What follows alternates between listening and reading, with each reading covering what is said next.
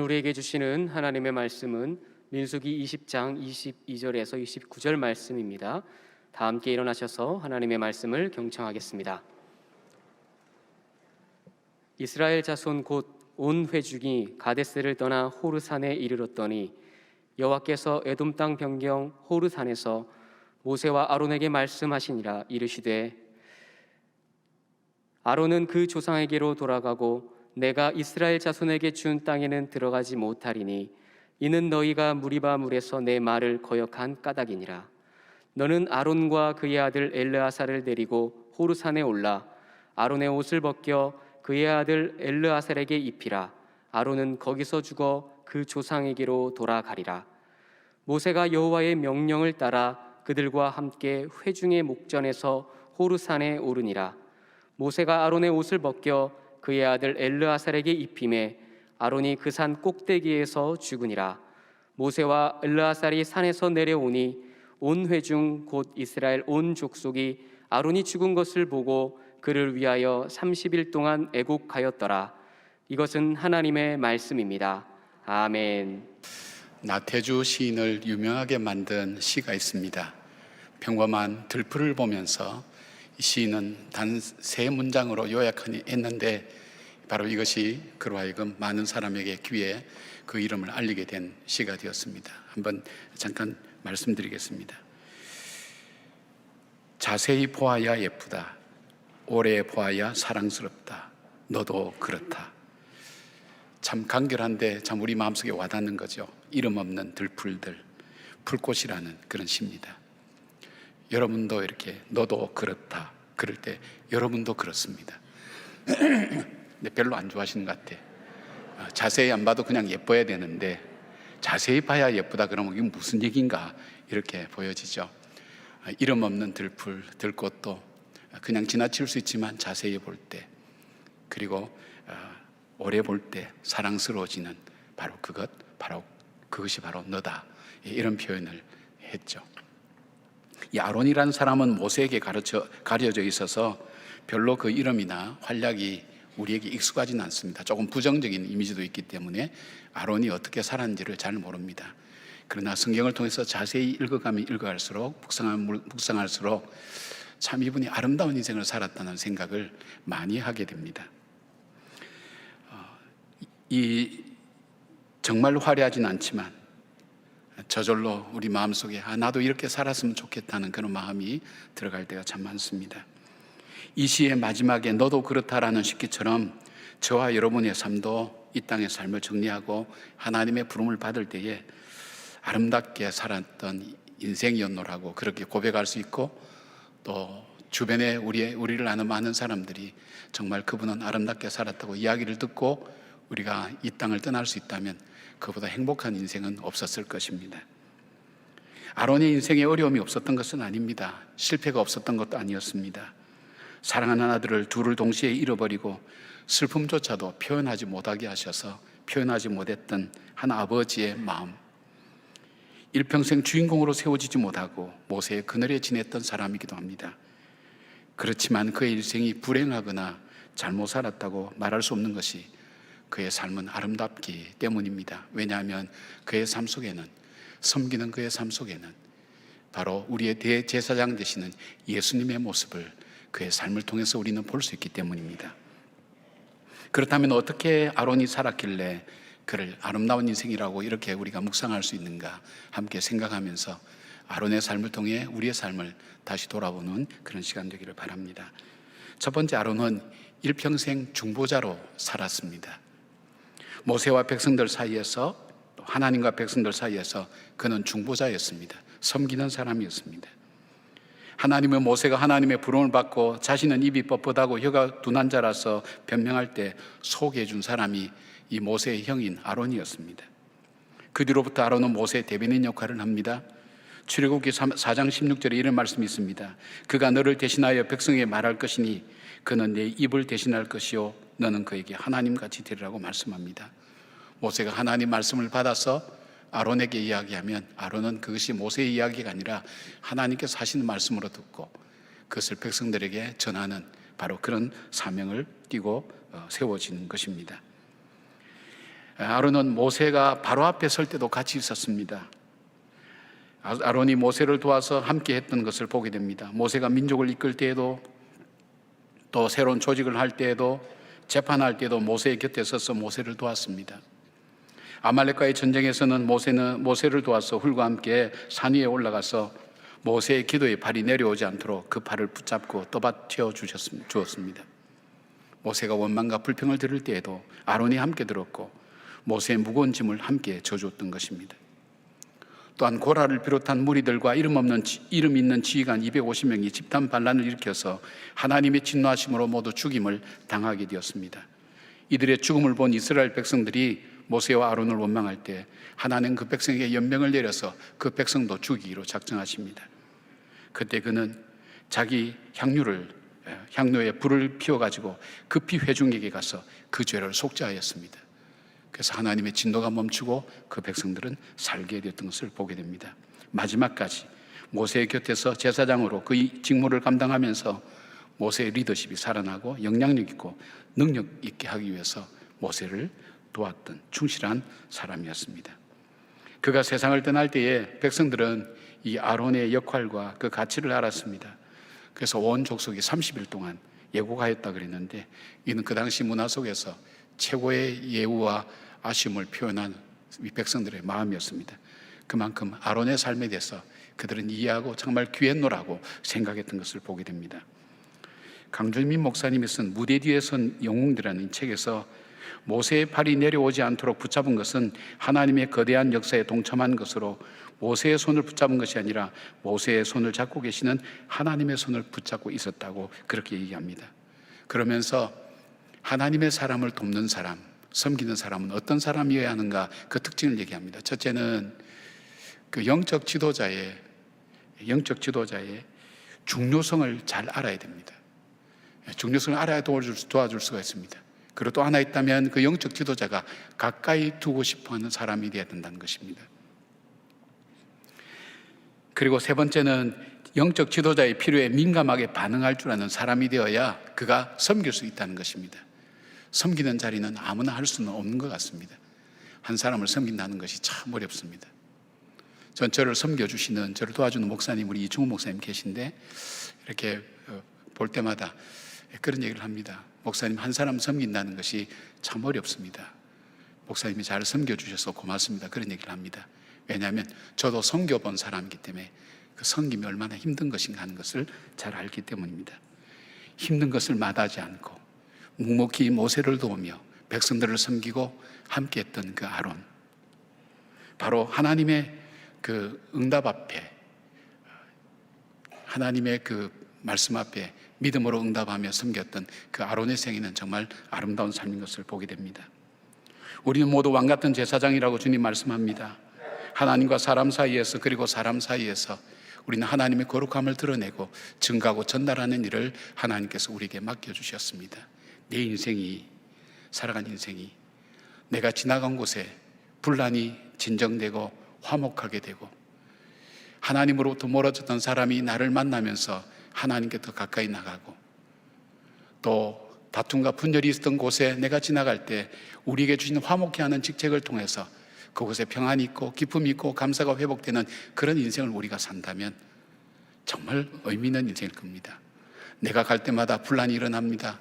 어려움이 일어납니다. 그런 인생이 아니라 바로 나를 통해서 가정이 화목하게 되고 이웃이 화목하게 되고 교회가 하나 되고 나와 더불어 사는 사람에게 참 평안을 줄 수 있는 그런 인생, 그런 삶을 사는 사람은 헛된 인생을 살지는 않을 것입니다. 바로 저와 여러분이 그런 인생과 그런 삶을 사는, 정말 섬기는 중보자로 사는 그런 하나님의 축복이 있기를 주님의 이름으로 축복합니다. 두 번째로 이 아론은 어떻게 사는 사람이냐? 아론은 실패를 교훈으로 삼아서 지혜롭게 살았던 사람입니다. 아론의 생애가 아름답다고 해서 그가 실수나 실패가 없었던 것은 아닙니다. 아론에게 있어서 결정적인 실수가 있었다면 모세가 율법을 받으러 시내산에 올라가서 오랫동안 내려오지 않을 때에 백성들이 아론에게 요구합니다. 우리를 위하여 우리를 인도할 신을 만들라고 그렇게 요청합니다. 그리고 우리를 인도한 모세는 어찌 되었는지 우리는 알지 못하겠다고 얘기하면서 그렇게 아론에게 요구합니다. 그 백성들 요구 앞에 아론은 너희 아내와 너희 자녀들 귀걸이, 금귀걸이를 다 갖고 오라고 얘기합니다. 그리고 그것을 모아서 그가 만든 것은 금송아지를 만들었습니다. 아론은 그 앞에 제단을 쌓고 제사를 드리고 백성은 그 앞에서 먹고 마시며 일어나서 뛰어놀았습니다. 하나님께 더 가까이 가도록 만들어야 될 사람, 하나님과 더 가까워질 수 있도록 해야 될 그 사람이 하나님과 거역하고 하나님부터 멀어지는 그 일을 감당했던 것, 그가 알고 했던 모르고 했던 간에 그것은 뼈아픈 실수였습니다. 이로 인해서 모세가 하나님 앞에 받은 계명의 돌파는 깨어지고 하나님 명령에 순종한 레위 족속들에 의해서 그 백성 3,000명이 죽임을 당하게 되었습니다. 엄청난 비극이었습니다. 출애굽기 32장 35절에 이렇게 말씀합니다. 여호와께서 백성을 치시니 이는 그들이 아론이 만든 바 그 송아지를 만들었다. 아론이 송아지를 만들었다는 거예요. 많은 생명을 살리는 제사장이 오히려 백성을 죽이는 아픔을 겪었습니다. 또 그에게는 잊을 수 없는 사건이었습니다. 자기로 인해서 죽은 백성들을 생각할 때 얼마나 죄책감과 마음의 고통을 겪을 수 있었겠습니까? 또 한 번의 실패가 있었다면 민수기 12장에 나오는 미리암과 아론의 반역이었습니다. 모세가 구스 여인을 아내로 맞이한 것에 대해서 미리암과 아론은 비난을 했습니다. 하나님은 모세에게만 말씀하시지 않고 우리에게도 말씀하신 하나님이라고, 모세가 이방 여인 구스 여인을 네 아내로 맞이한 것은 하나님과 대화하지 않았다고, 하나님께 허락이 나지 않은 것 같다고 그렇게 비난을 퍼붓습니다. 외형적으로는 이방인 아내를 맞이했다고 비난했지만 사실은 모세의 리더십에 질투를 느껴서 했던 것입니다. 그때 하나님이 개입하십니다. 말씀하십니다. 모세는 내 집에 충실한 종이라고. 그래 내가 그를 대면하여 대화했다. 친구처럼 대면했다. 이야기를 했다. 하나님은 허락하셨다. 그리고 하나님은 주도한 것으로 보이는 미리암을 한센병에 걸리게 하면서 그로 하여금 죽음에 처하게 만듭니다. 아론은 즉시 돌이킵니다. 회개합니다. 우리가 죄를 지었다고 그렇게 얘기합니다. 그리고 용서를 구합니다. 용서를 구하고 그렇게 간청합니다. 미리암이 이 일로 인해서 저 병으로 죽지 않도록 미리암을 위해서 기도해 달라고 요청합니다. 그런데 아론은 이 일 이후에 모세에게 반역하는 일이 없었습니다. 그는 죄를 보면서 뼈아픈 실수를 했지만 실패했지만 그에게 이것은 일평생 교훈이 되었습니다. 모세를 가까이서 섬기는 일을 그는 끝까지 했습니다. 모세를 도우면서 하나님 뜻을 행하는 삶을 살았습니다. 실패가 문제가 아니라 실패를 통해서 교훈을 얻고 그 깨달음을 통해서 자신의 삶에 다시는 실패하지 않도록 자기의 삶을 갖고 가는 삶을 살았던 것입니다. 베드로도 결정적인 실패를 했죠. 예수님이 재판받을 때에 3번이나 예수님을 부인한 그 사건은 그로 하여금 예수님의 제자로서의 관계도 끊어졌습니다. 제자들의 리더라는 그것도 무너졌습니다. 그는 이름값도 하지 못했습니다. 베드로 반석이라는 것이 아니라 흔들리는 갈처럼 그런 행동이 있기 때문입니다. 그는 자기가 자기의 옛 일터로 돌아갑니다. 그러나 그 일터에서 밤새도록 고기를 잡았지만 그 고기마저도 잡지 못하는 자기 가장 잘하는 비즈니스에서도 실패한 사람, 다시 회복할 길이 없는 사람이었습니다. 회복할 힘도 없었고 회복할 만한 아무것도 없었습니다.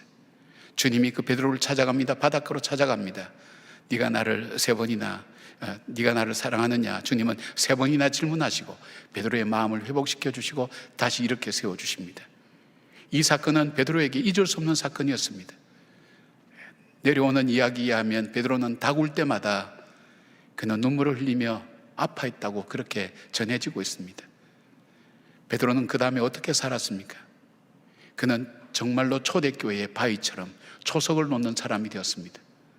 그리고 수천 년 동안 닫혀 있었던 이방인을 향한 선교의 문을 여는, 고넬료의 가정에 가서 선교함으로 상상할 수 없었던 이방인을 향한 선교의 문을 여는 일에 앞장섰던, 처음 시작했던 사람이 되었습니다. 그리고 그는 그 복음을 위해서, 그 주님을 위해서, 죽음이 두려워서 주님을 부인했던 그가 그 죽음 앞에 당당하게 맞서며 순교하며 끝까지 하나님의 제자로, 주님의 제자로 그는 자기의 삶을 살 수가 있었던 것입니다. 하나님은 실패한 사람을 버리지 않습니다. 탕자를 조건 없이 받아주시는 하나님, 그 탕자에게 모든 것을 회복시키시고 하나님께서 주신 그 은혜, 실패를 인정하고 회개하며 하나님 앞에 다시 나갈 때 하나님은 우리를 회복시켜 주십니다. 우리는 받을 수 없는 환대를 해주십니다. 은혜를 베푸시는 것입니다. 바로 송아지를 잡습니다. 입을 맞춥니다. 새 옷을 입힙니다. 신발을 신깁니다. 그의 지위와 상속자의 모든 고난을 다 부어줍니다. 그걸 성경은 은혜라고 얘기합니다. 은혜. 아론은 어떻게 살았습니까? 그 은혜로 살았습니다.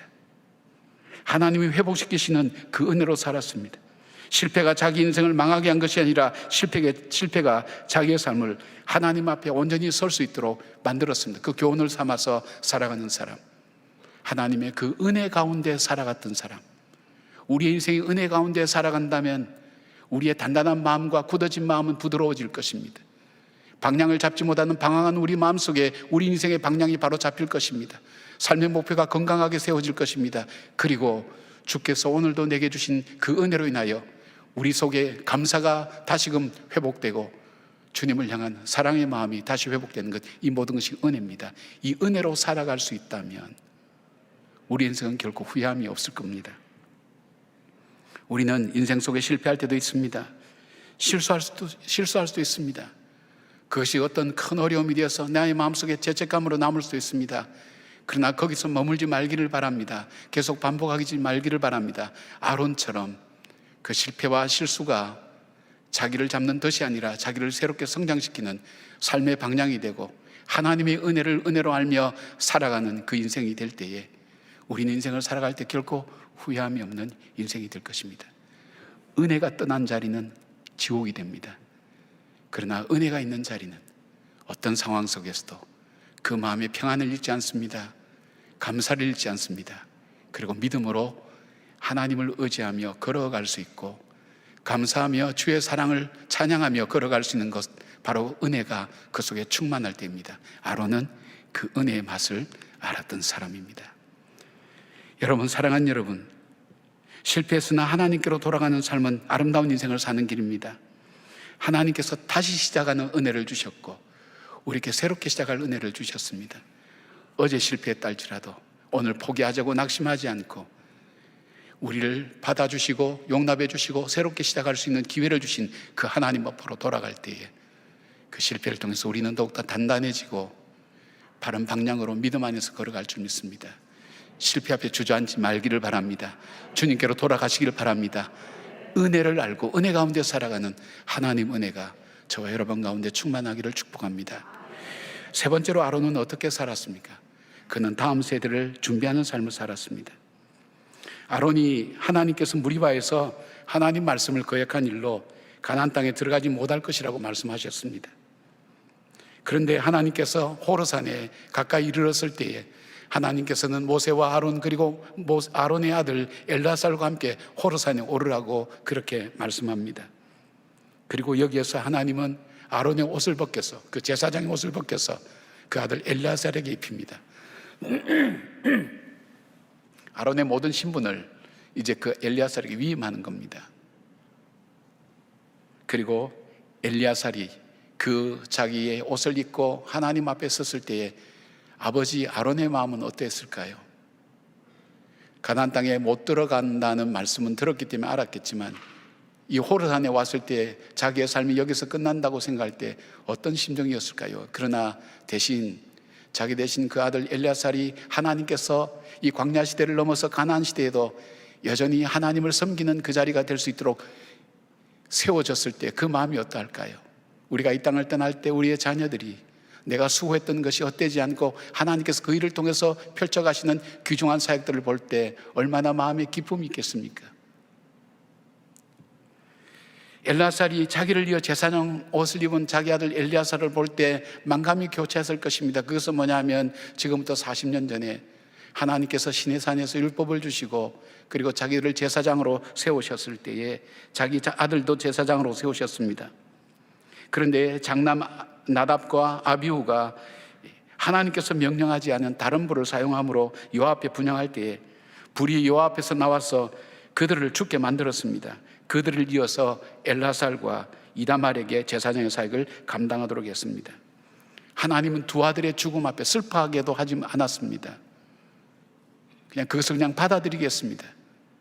아들 둘이 한꺼번에 죽는, 그것도 하나님의 손 위에서 죽는 그 모습을 바라보고 살아야 되는, 슬퍼하지도 못하는 그 아버지의 한 맺힌 마음들이 있지 않겠습니까? 먹는 마음이 그 마음속에 있지 않겠습니까? 그러나 그 먹는 마음 안고 그는 살아가지 않았습니다. 이 먹는 마음을 그는 다시 마음을 먹었습니다. 그것이 무엇입니까? 내 남은 자녀들에게는 하나님께서 얼마나 우리에게 정결을 원하시고 우리에게 거룩을 원하시는가. 이스라엘 백성이 광야 생활 내내 그리고 가나안 땅에 들어가서도 하나님께서 이스라엘 백성에게 요청한 것이 있습니다. 하나님의 사명을 받은 그 백성이 가져야 될 삶이 뭐냐? 그것이 바로 정결함과 거룩함입니다. 이것은 우리가 그냥 깨끗한 것이 아니라 하나님과의 관계 속에서 주어지는 정결함입니다. 하나님과의 관계 속에서 주어지는 거룩함, 구별됨의 삶을 하나님은 그들에게 요청하셨고 요구하셨습니다. 그 교훈을 자기 자녀를 죽이면서까지 마음에 새길 수밖에 없었습니다. 그리고 자기의 남은 자녀들이 하나님 앞에서 계속해서 쓰임받도록 그 자녀에게 하나님 앞에서 정결하게 그리고 거룩하게 사는 삶에 대해서 삶을 통해서 가르쳤습니다. 제사를 통해서 그리고 대화를 통해서 같이 함께 하나님께 나아가는 그 삶을 통해서 그 아들들에게 가르쳤고, 그 아들들은 하나님께서 다음 세대를 준비할 때에, 가나안 시대를 준비할 때에 그 아들을 통해서 하나님의 역사를 계속 이어갈 수 있도록 만든 것입니다. 사랑하는 여러분, 가르침을 잘 받은 엘르아살은 자신뿐 아니라 자기의 자녀들에게도 정결과 거룩한 삶을 가르쳤습니다. 엘르아살의 아들 비나스, 여러분 잘 아실 줄 압니다. 시팀에서 이스라엘 사람들이 모압 여자들과 음란을 행하며 우상 숭배를 할 때에 다들 보고 있을 때 비나스는 막사에 들어가서 음란한 행위를 하고 있는 바로 이 이스라엘 남자와 이 미디안 여자를 죽였습니다. 이것이 하나님을 기쁘게 했습니다. 민수기 25장 11절에 이렇게 말씀합니다. 제사장 아론의 손자 엘르아살의 아들 비나스가 내 질투심으로 질투하여 이스라엘 자손 중에서 내 노를 돌이켜서 내 질투심으로 그들을 소멸하지 않게 하였도다. 아론의 후손들, 이 비나스뿐 아닙니다. 자손의 자손들이 계속 이어지면서 아마 엘리 때를 빼고는 거의 계속해서 성전이 무너질 때까지 제사장의 역할을 감당하며 그 시대를 이끌어가며 그 어려운 시대 앞에 하나님의 말씀을 전하는 하나님의 사람으로 세워질 수 있었던 것입니다. 그 다음 세대도 바로 이 아론의 교육이 이 자녀들을 다음 세대로 준비하는 하나님이 쓰시는 사람으로 만들었습니다. 우리 자녀들이, 내가 만난 사람들이 하나님 앞에 환경이 바뀌고 세대가 바뀌어도 계속해서 쓰임받는 사람으로 세워질 수 있도록 한다는 것, 얼마나 하나님께서 우리에게 주신 삶의 보람과 의미인지 알 수가 없습니다. 베드로전서 2장 9절에는 이런 말씀이 있습니다. 너희는 택하신 족속이요 왕같은 제사장들이요 거룩한 나라요 그의 소유된 백성이니 이는 너희를 어두운 데서 불러내어 그의 귀한 빛에 들어가게 하시니 아름다운 덕을 선포하게 하려 함이라. 하나님이 여전히 우리의 삶 가운데서 지금도 요청하는 것이 정결하고 거룩한 삶을 살라고 말씀합니다. 이것은 하나님과의 관계 속에서 하나님으로부터 주어지는 하나님의 선물입니다. 우리의 거룩과 정결은 의무가 아닙니다. 하나님께서 우리에게 주시는 하나님의 은혜입니다. 이 거룩과 정결은 하나님과 교제할 수 있습니다. 주님 앞에 언제든지 나갈 수 있습니다. 그리고 거룩한 영향을 통해서 이 시대 속에 하나님의 거룩한 영향력을 나타낼 수 있는 삶의 모습입니다. 하나님은 계속 그걸 요청하십니다. 우리 어젯밤 또 오늘 새벽에 여러분 뉴스 접하면서 놀랐을 것입니다. 20대 우리 젊은이들이 이태원에서 할로윈데이, 사실 귀신을 이렇게 기념하고 축제를 벌이는 그때, 그것이 외국에서 들어와서, 미국에서 주로 이제 들어와서 한국이 그 유행처럼 번져나가기 시작했습니다. 그것이 어떤 의미인지 영적인 의미를 알지 못합니다. 150명에 되는 젊은이들이 그 자리에서 압사당해서 죽었다는 것, 가슴이 너무너무 메어졌습니다. 미안했습니다. 젊은이들이 저 공함을 메꿀 수 없어서, 그들 삶의 공함을 메꿀 수 없어 그곳에 가서라도 채우고 싶은 그 마음 때문에 무려 10만 명이 모였다고 그러니까 그 중에는 아마 교회 다니는 청년들도 아마 적지 않았을 거라고 생각되어 집니다. 무엇을 의미하는지 우리가 너무 생각하지 못했구나. 하나님께서 이 시대 속에 하나님의 거룩한 사명을 감당하라고 우리에게 맡겨주셨는데 우린 다음 세대를 너무 돌아보지 못했구나. 나를 위해서, 나만 위해서 살던 바로 우리의 삶의 모습을 다시 한번 돌아봅니다. 교회가 어떻게 살아야 될 것인가, 어떻게 해야 될 것인가, 내가 어떻게 살아야 될 것인가. 하나님, 내 삶을 통해 다음 세대에 정말 걸음처럼, 뿌리처럼 그렇게 쓰임받는 삶이 되기를 원합니다 하는 그런 마음을 가졌습니다. 그 가족들이 얼마나 슬플까요? 20대 젊은 청년들, 바로 10대도 있었다는 얘기도 들었습니다. 참 안타까운 것은 그렇게 죽음 옆에 한편에서는 술판이 계속해서 벌어지고 있었다는 얘기를 들을 때 마음이 너무너무 아팠습니다. 사랑하는 여러분, 우리는 우리의 삶으로 끝나서는 안 됩니다.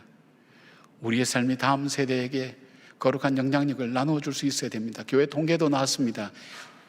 교인들의 가정의 자녀들도 다 교회 나가지 않는다고. 이제는 아이들에게 입으로 가르치는 것으로 되지 않습니다. 그들이 볼 수 있는 것은 뭡니까? 우리의 삶을 통해서 볼 수 있어야 됩니다.